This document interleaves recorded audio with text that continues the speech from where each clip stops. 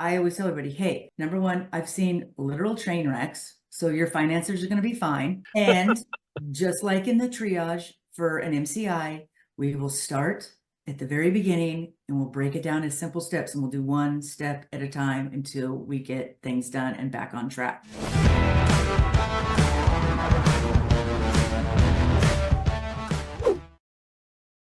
Hello, everybody, and welcome back to the Ignition Path podcast. I'm your host, Kyle Goodknight, and I am so happy to tell you about my guest today. Chris Harksen-Lucero she comes from somewhat of the same cloth as me. She's actually a full-time flight paramedic and out in the California area. So we had a wonderful introductory meeting where we really talked shop about mental health in the first responder and being an entrepreneur. And Chris is actually going to be on both of my podcasts, but right now we're going to focus on the Ignition Path podcast because I want to talk all about her entrepreneurial path. And Chris, go ahead and introduce yourself and say hi to everybody and tell us a little bit about what you do and what your path was getting through this segment of your life into this entrepreneurial area. Well, thanks for having me on. I am both a flight paramedic and a financial coach. Those are the two paths that I've picked. And the first one kind of ended up leading me down to the second one. It's kind of an interesting story that a lot of people might be able to relate. I was in my early 40s, found myself kind of going through a divorce, and realized that, during that time that I needed to make some really good decisions, and realized some of those poor decisions that I had made along the way by not saving enough early on. I had about, I think it was like $5,000 in my 401k. I wasn't even vested at the time, and kind of like starting over again, because the job is not only mentally, but physically demanding. I constantly worried about what would happen if I got hurt, if I lost my profession, if I couldn't do my job. How was I going to take care of, a family? Now I have two boys and I am a single mom. So I had a lot of that scarcity mindset around money, and just found myself, bouncing back, because I do have a passion for helping others. That's why, of course, I picked the profession that I'm in. But I also have a passion for helping my fellow first responders, frontline workers, by I've always been involved in peer support. And then I found that I was able to recover, come back, build financial resiliency. And I just wanted to help other, people in this line of work do the same thing with building the financial resiliency and maybe not have to have so many dips along their career path that I had.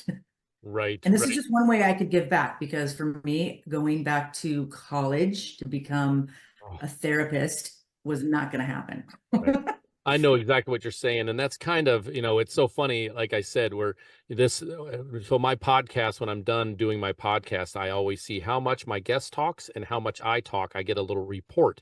And I like to try to keep it 60-40 when someone comes on my podcast, but we have so much in common. It probably will be like 50-50 this time. And I hope to God it's not more than that, because I really want to highlight you on our Ignition podcast platform and, let people know what you do, that it's above and beyond first responders. But that's why we're going to have you on the Elevate podcast as well, because then we'll get into the mental health side because that's actually on another side of what I do. I've built a first responder mental health awareness webinar and program.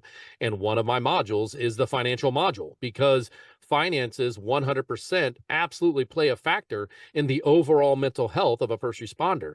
If they're not financially fit, then they come home and they're grumpy and they're from their job. And then someone chimes in about not being able to go to the store tonight because we haven't gotten paid yet, because we're living paycheck to paycheck in this horrible world of first responder paying. The pay in first responder is horrible, but we don't do it for that reason. We do it to save lives. So it's one of those things where I've struggled financially. It's put a burden on my family, on myself, on my wife, on my kids. Luckily we were able to make ends meet through weird alternative ways, but and we've done almost everything that we wanted to do except for, buy the yacht. So, so it's one of those things where I can really relate to what you're doing and appreciate what you do for the first responders. And I'm sure that's where you got started. So how did it come about when you saw that there was a missing piece that you knew a lot about, and to start your business? Was it awkward starting to talk about financial stuff with coworkers? Was that your first clients? Like, how did you transition from just being the person that knows about finances and talking to your coworkers to actually building a business on this and now having a financial planning business with this? Well, I'll tell you. So first, so I was going, let's just go back to, I now moved forward in life. I'm remarried now, and I was going to be getting married to my husband. And we've been married 9 years now. And when we were coming together, I had lost so much during my divorce. And I had a lot of baggage from that, right? Just the emotional baggage. So when we were going to get married and combine finances and I'm starting over, I was like, okay, I am not going to lose everything again. I'm not, had this trust issues around starting over with money, combining. And at church, they were offering Financial Peace University, which is, for a lot Dave of people Ramsey. know, Dave Ramsey, right? I've been through So it. they were offering the program, and I was like, you know what?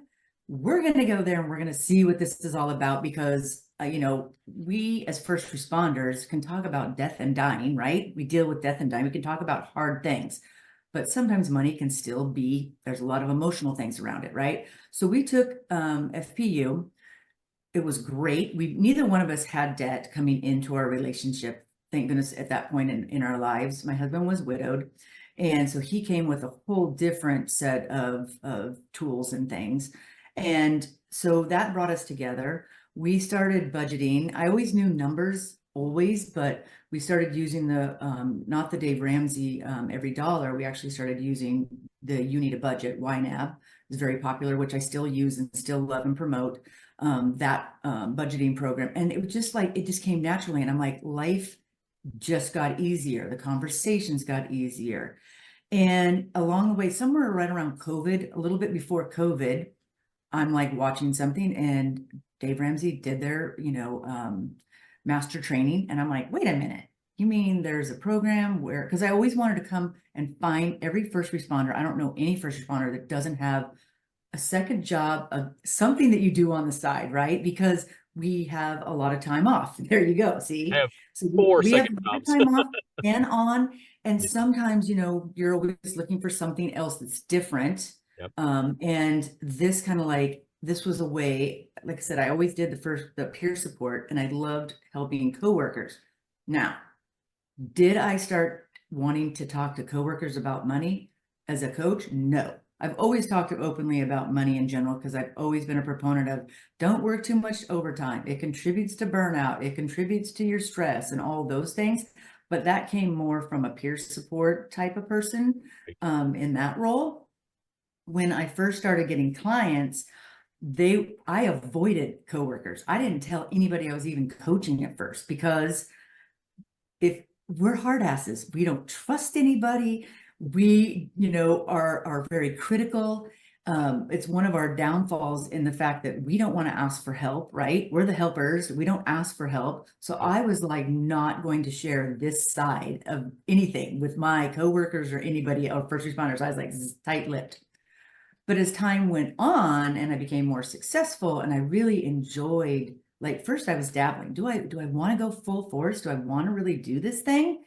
The more I started doing it, and I started just really getting like great rewards, helping someone where I say, I'm not going to get a hernia, I'm not going to break my back, and I'm not going to have Right. another critical incident, right? You don't get critical incident helping somebody with their money. So I'm just like, this is great. Well, now the conversations at work and so with some coworkers started to change a little bit. And I'm like, okay, I think I'm ready to take on my own people. So this last year and a half out of the 4 years, I've been transitioning to, okay, I want to help first responders build that resiliency, that now it's so important, all the things. And so I'm doing more with wellness programs, working with other first responders departments, getting into more of that realm, which I really enjoy. Yeah, fantastic. And that's such a big factor in even in my course that I created for first responder resilience, because like you mentioned, I wear several hats. I'm a paramedic, I'm also a respiratory therapist. I don't actively do clinical respiratory therapy anymore, but I keep my licensure. And I'm also an educator inside of my department, kind of like you are. I'm going to be on the peer support team soon. I'm going through the classes to get there because of my own path and my struggles that I had a few years ago, which I call my blind side, because all of a sudden one day it was just like the walls came down on me and I reached up my hand. I said, I need help. And luckily I had a mentor that didn't shun Amen. it, that didn't poo-poo it. She came to my home 45 minutes after I made the call, and we made a plan for me, and I was back on duty within a week with a lot better plan for myself and my mental health. And it was one of those things where I urge anybody listening to this, whether you're an entrepreneur or a first responder, if you have mental health don't issues that you are having problems with, don't hesitate to raise your hand. There's all kinds of commercials in our local area about beat the stigma for mental health in general. And there's more and more conversation in the first responder world about beating the stigma. And the stigma is we don't talk about Bruno, right? So we need to talk about Bruno, like straight up. We need to talk about Bruno and we need to talk about Bruno in the beginning of our career and not at the end or in the middle where we're having crisis. So, with that being said, one of the things that I applaud you for is making that transition. I've made the transition to get out of one of my 4 jobs that I have. I'm a full-time paramedic. I'm an educator inside of my paramedic system. And I'm also a handyman where I do jobs on the side all the time and I beat my body up, right? Well, I'm Mhm. also a voiceover actor, as we discussed too. And I do all kinds of stuff in the voiceover actor world. And that led me into podcasting. Now, podcasting has opened the doors to, one, help my fellow first responders with mental health, because I have a mental health podcast called Elevate, shameless plug, E11EPATE. So the notes will be in the bottom. And then I also am an entrepreneur, old enough since I was 12 years old, pushing a lawnmower, have my own businesses. So I'm now blending all of that. And now I'm helping other first responders who want to start a podcast. I'm a podcast coach. I'm a podcast producer. I do that as my side job to get me away from swinging a hammer and busting up my shoulders anymore. I've had 3 shoulder surgeries on these things, right? I've had 1 knee surgery that was in first responder world. I had 2 knee surgeries in high school from football. So I'm just a wreck, right? I'm a physical wreck that I just know that if I can make it through my career of being a paramedic, which is hard to do anyhow because of the beating and banging and lifting and all that stuff, that I don't want to just add to it by doing more medical stuff and having those traumas, or doing physical work like construction to beat my body up. So I created my entrepreneurial path and the ignition path to help people not beat up my body, but help people elevate their business, right? And Mhm. get them to a point where they can feel good about getting leads and stuff like that. So we're very much similar. You're just doing it on the financial side and I'm doing it on the podcasting side and getting people to help grow their business. And we've talked about that. And so my next question for you is when it comes to how far away are you from retirement? Are you to the point now where your financial planning business is now taking over what you can do for retirement? Or are you like me? I'm holding on until I get my full pension, and then I'll have this nice little path of business on the backside while I'm doing it on my off days. Oh my gosh. It's so funny. When I first started my career, I was 19 and I looked really young on top of it. And everybody would always say, their nice way of asking how old you are. They're like, how long you been doing this? Right now, I've been in this line of work for 37 years. Everybody that I run into that still sees me and knows me, because your communities, you get to know people. They're like, how much longer are you going to keep doing this? I That's the know those story I people. hear now, I'm right? not, they haven't started asking me yet but I'm getting close. So Yeah. So I get to hear both sides of things. And the funny part is so that was honestly, that was one of the deep fears of even in the career. So my line of work always was no pensions, always a 401k, and when I first started, 401ks were newer and you're like, what is that? And then I put my retirement plan into my ex-husband. He was a firefighter and we had an almond ranch and we were, it was going to be his career. And then my career was just the job. That's why I only had 5,000 in my 401k at the time when I was starting to fly, because the plan for the future was completely different. Well, when that all crumbled and starting again, I'm like, okay, I've got to rethink this. I've got to put in as much as I can now.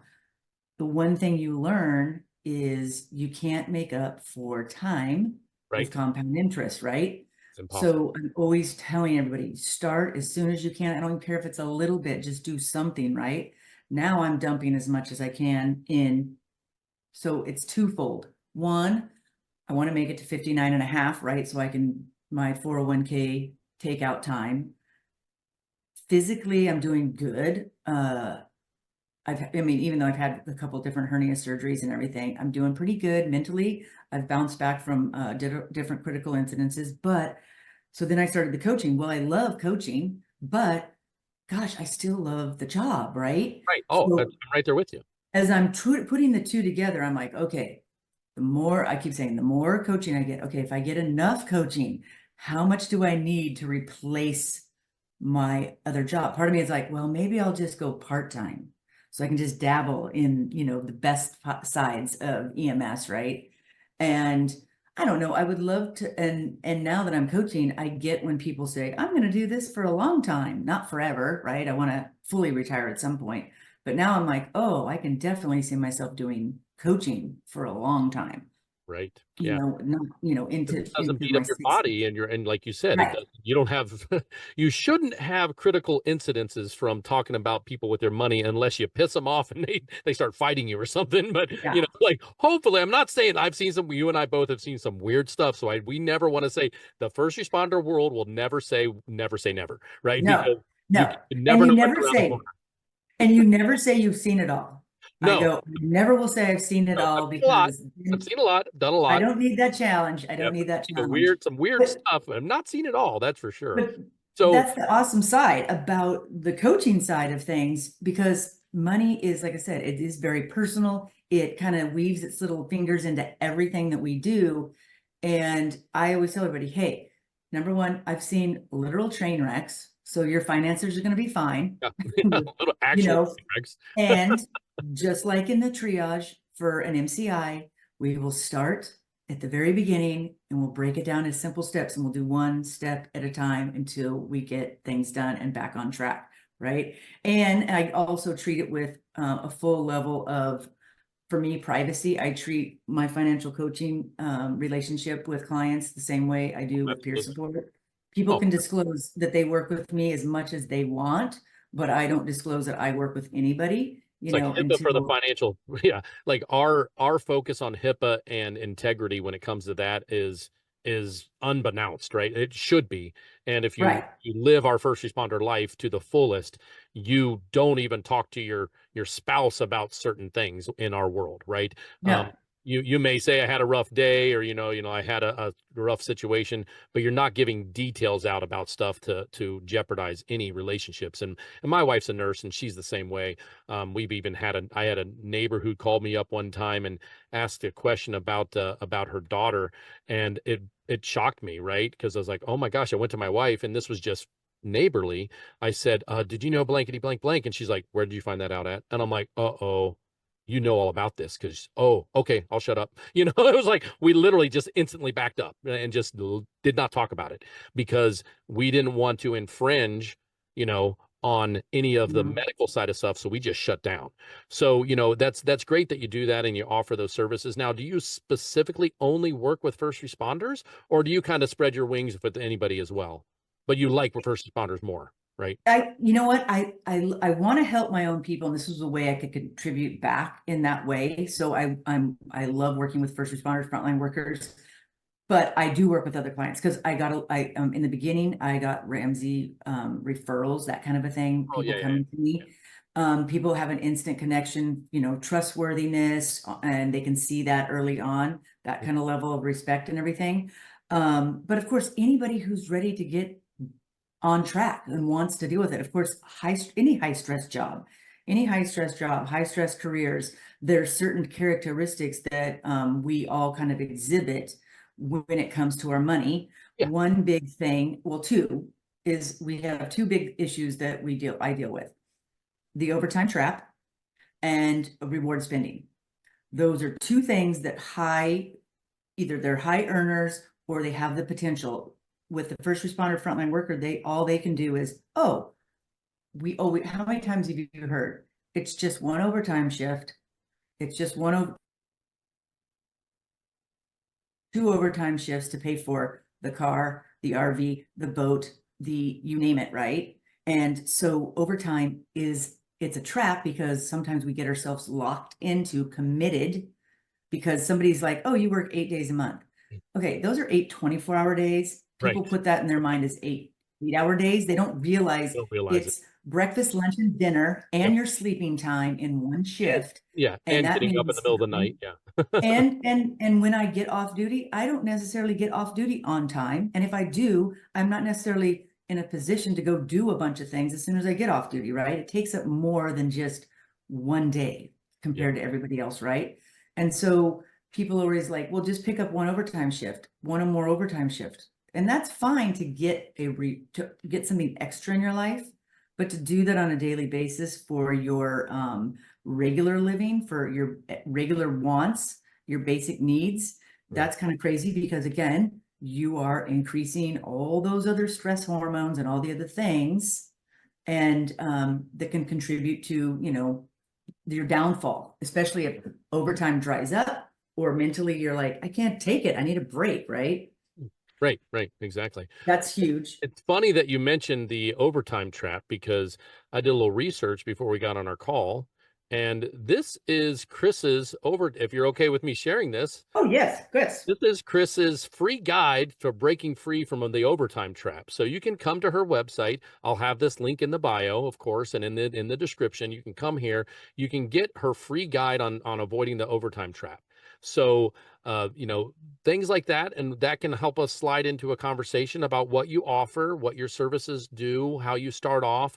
I do know that I saw on something else that you have a 30-minute consultation call for people, and we'll put that link in there too. Whatever you want me to put in, we'll do. But yeah, talk to a little bit about this Beyond the Numbers is the name of your company, of course, but this free guide. Talk a little bit about that, and then how people can reach out to you, and how you start the process of getting to know more. So the overtime trap it's pretty much exactly what I was saying, that I've used it as a way of purchasing and getting things. Usually it's not just our needs, right? Our shelter, the basic car, the food, those kind of things. It's for all the extra things when I say the reward spending, because we as first responders do see a lot, hear a lot, that whole taste, touch, smell, all the stressors, right, in this profession. So when we do that and we're gone from our families during holidays and baseball games and just all different types of things, right? So we end up doing things like, hey, I've got to show what I'm doing is worth it. So a lot of times we do reward spending. We buy the bigger truck, the fancier thing. And we justify it by saying, I just need to work one overtime shift. And again, that's fine in the beginning, but after a while, if you're doing that for 5 years, every single month, it kind of wears on, with the average car payment. So what the tips are when trying to break your overtime trap is, first is living within your means. What's your basic paycheck? What's the basic paycheck that you're bringing home? That's what we're going to build a minimum budget off of. And that way, then we're kind of starting, what do we have to give up, or what do we need to add additional things to change our situation? And it just gives us that guide just gives a step-by-step on breaking down where am I at? Am I in the trap? What does it look like? And then there's some tips on how to get out of that trap, how to break that, because you can do it for a while, but that's not an existence when you've been in the profession for a really, really long time.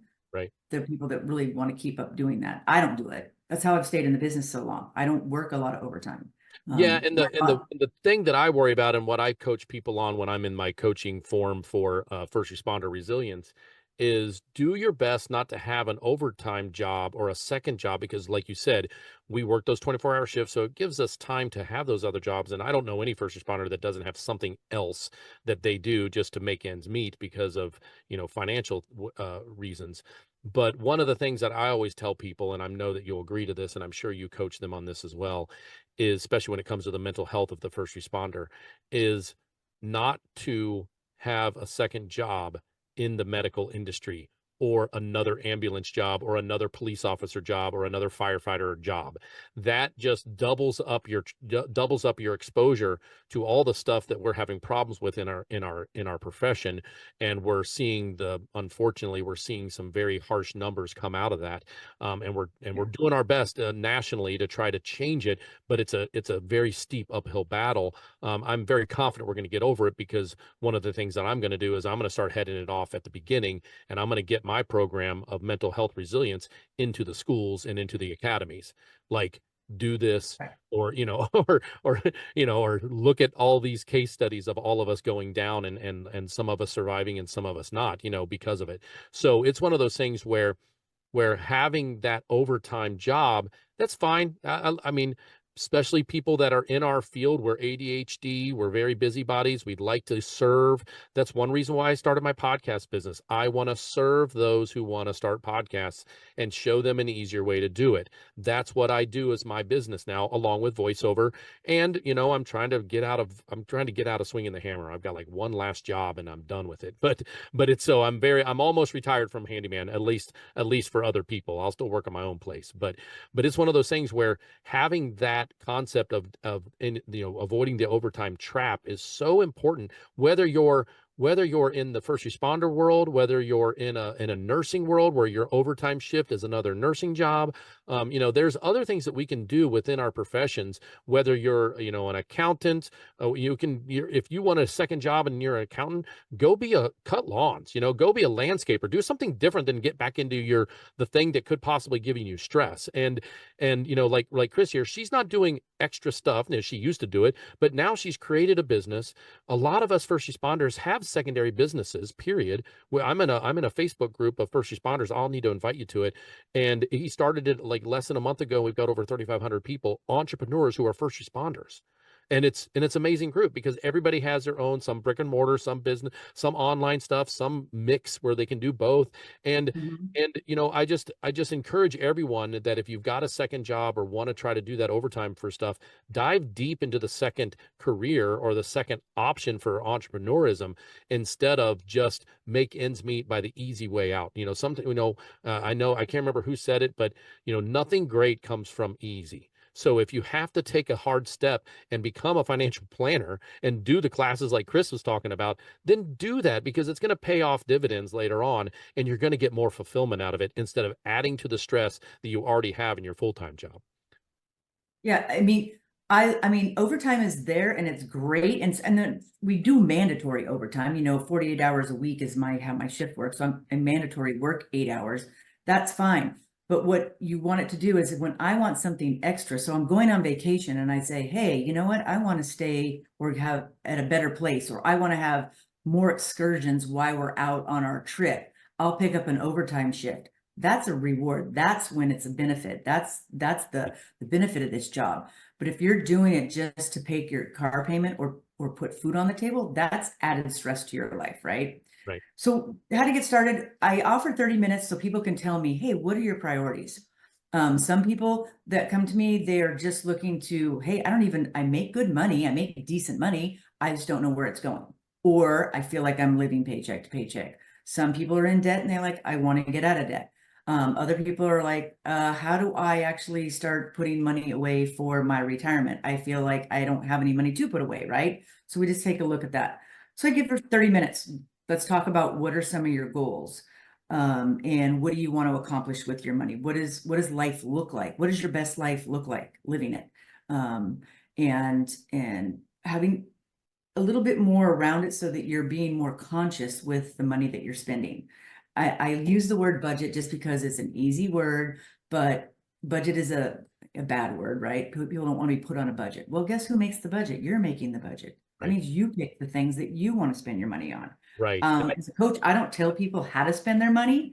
I help get out of them, what do they really want to be spending their money on? What are their goals? What are their priorities? What are their values? Because when you start shifting your money into those areas, you're more satisfied, like eating a good meal. You just feel more filled up, and life just feels more satisfied in general. Exactly. And that word budget, that's one of the things it's very Dave Ramsey-esque, because Yeah. they kick that in the butt right in the beginning. Listen, budget's a 4-letter word for most people. Budget, now change your mentality and say budget is you telling your money where to go instead of your money telling you what you're going to do.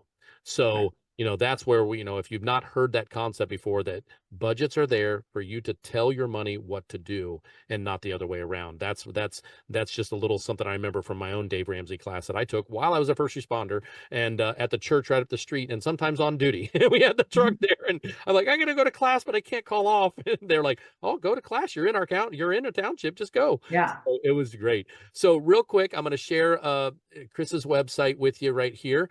So her website is beyondthenumbers.bn.com.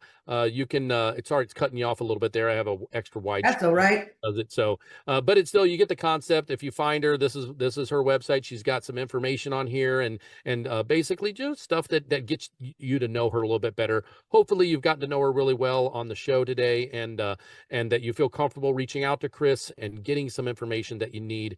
Absolutely wonderful to have you on. I cannot wait to have you on the Elevate podcast, Chris, because I think we're going to really dive deep into what the mental health aspect of financials can be and the things that you've seen and how you've helped people in there. So I can't wait to have you on that one. If there's anything else that you want to say to people, I'll put all the information that you give me for your websites and your calendar, all that stuff in the show notes, of course. But if there's anything else you want to tell the audience, if not, we can wrap this up and get on about our days.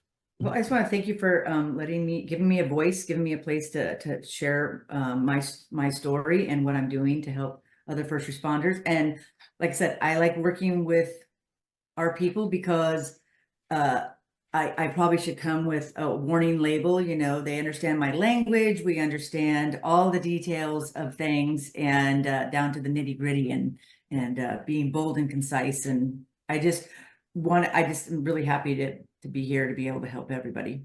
Awesome. Well, thank you so much, Chris. And as always, everybody that's watching this, don't forget to like, share, subscribe.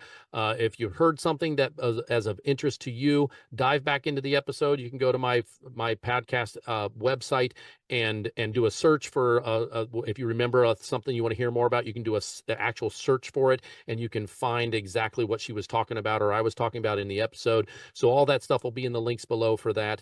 Always want to make sure that anybody listening to this and who are entrepreneurs, the Ignition Path podcast is put together specifically to share the entrepreneurial path. Now, with that being said, I also have a service where my superpower, where Chris's superpower is the financial side of things, my superpower is getting people started and growing their business on podcasts. So if you're listening to this and you think that you've heard of podcasts to grow your business but want to know more, don't hesitate. I'll have a link in the thing.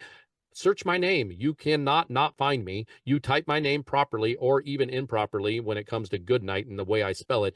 I have both domains, both the bad way to spell it and the good way to spell it, and you'll find me. So reach out to me. We can have once again, I do a free consultation as well about starting a podcast for your business and what that does for you. And of course, Chris's services and what she can offer you in that free 30-minute will definitely help you out.